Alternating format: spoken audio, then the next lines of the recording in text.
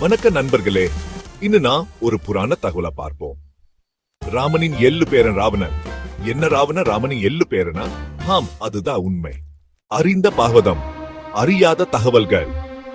பெருமாளின் வைகுண்டத்தில துவார பாலகர்களாக இருந்தவர்கள் ஜெயின் மற்றும் விஜயன்.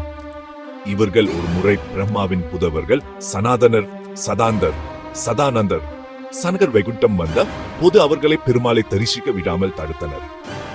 கோபம் கொண்ட அவர்கள் விஜயர்களை பெருமாளை பிரிந்து பூமியில பிற எடுக்குமாறு சபித்தனர். பெருமாளும் துவார பாலாக செய்தது தவறென்று ஒத்துக்கின்றார். தனக்கு எதிரியாக 3 பிறவி வேண்டுமா, இல்ல பக்தனாக 100 பிறவிகள் வேண்டுமா என்று பெருமாள் கேட்க, அதுக்கு அவர்கள் பல பிறவிகள் பெருமாளை பிரிய முடியாது, என்னோ எதிரியா பிறந்தாலும் பரவாயில்ல, 3 பிறவி போதும் என்றனர்.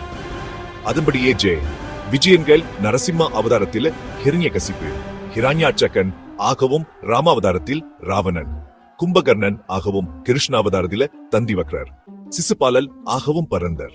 ஒவ்வொரு பிறவியிலும் பெருமாளா வதக்கப்பட்டு கடைசி பிறவியின் முடிவில் வைகுண்டம் சேர்ந்தார்.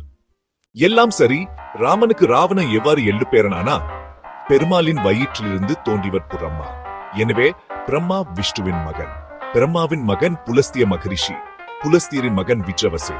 அவரின் பிள்ளைகளே குபேரன், ராவணன், கும்பகர்ணன், விபீஷணன் மற்றும் சூர்பனகை ஆகியோர். எனவே ராமதாரன் எடுத்த பெருமாளின் எள்ளு பேரன். மீண்டும் ஒரு புராண பதிவோடு சந்திப்போம். நன்றி, வணக்கம்.